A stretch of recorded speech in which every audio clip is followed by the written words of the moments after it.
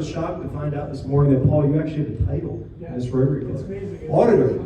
Wow. Did anyone else know that? I tend to not want to collude with the officers. Oh, God. Well, I'm already getting yelled at right now, so bear with me. I promised I would not forget to do this, and I did forget. So, imagine Rotary, our new theme. Nice.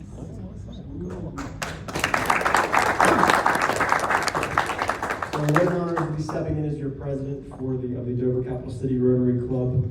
I wanted to say, first, Tim, thank you for leading us this past year.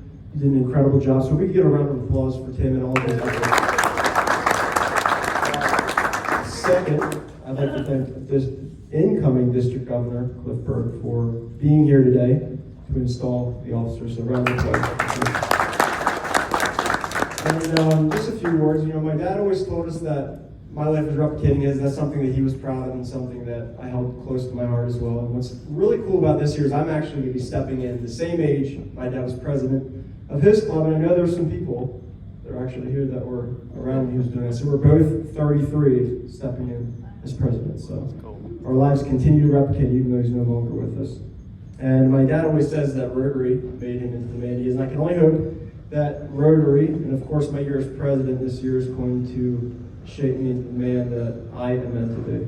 So just a couple things. I want to touch on a couple things that I plan on doing this year with the club and my vision for it. But when I go to the Rotary website, it says, and I quote, Rotary members share a unique passion for taking action to improve their communities and the world. And that is what is beautiful about Rotary, because by ourselves we cannot make a significant impact, but when we come together, we share ideas, our contacts, and our passion, most importantly, we can make a significant impact on the world. And Rotary provides the platform for us to do just that. So during my presidency, and this is all going to start as volunteers, I would like to establish a project committee just so we can hold ourselves accountable and come up with some new ideas. So that committee is going to be volunteer until I have to make it voluntold, right? Chuck, I'm already looking at you. And here's a big fact that was stressed during pre-pets this year, and I want to bring it forward because something that's taken place in our club as well, is that membership has been declining and has been for some time in Rotary. And this is in North America. They really made a big point about this, which is unique because membership in the world, when you look at the world, most places it's booming and it's actually increasing. So while we certainly cannot fix all problems during my presidency, I think we can be the first step. And as a matter of fact, I think we must be the first step, which is why during my presidency, I would like to focus on membership.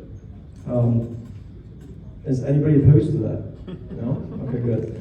In order to grow membership, we need to position our club to be more attractive to prospective members. And how do we do that? How do we position our club to be more attractive? I can tell you this, I don't have the answer. I'm not sure if anybody in here does, but I do have some ideas that I'd like to bring forward. Paul's already raising his hand.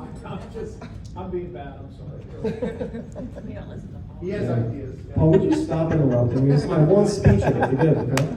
So anyway, the first step's by planning. In order to plan, we need to organize. So the other committee I would like to form this year, and Adam, I hope you'll head this, and I'm happy to help, is a membership committee so we can put our heads together to figure out how we can start attracting some new members, because I hope one day my kids are going to want to follow my footsteps and be I'm a third generation Rotarian, so I would be a fourth generation Rotarian at that point. And not necessarily concerned about the health of our club now, but I would love Rotary to be here in the future and continue to go strong. And I think we can play our part just to make a difference in North America. I'm sure we're not going to be the only club pulling.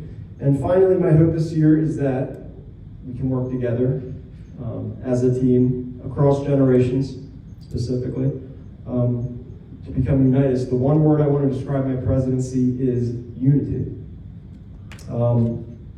What we need to do is we need to keep Rotary relevant in North America. And of course, we cannot fix that ourselves, but we certainly can play our part in changing that. And I want to say that let's always keep in mind, we're not doing this for us, we're doing this for the kids in Ghana, for example, that only concern is if they're going to have clean drinking water that day. So let's always keep that in mind. This is not for us, that's for them.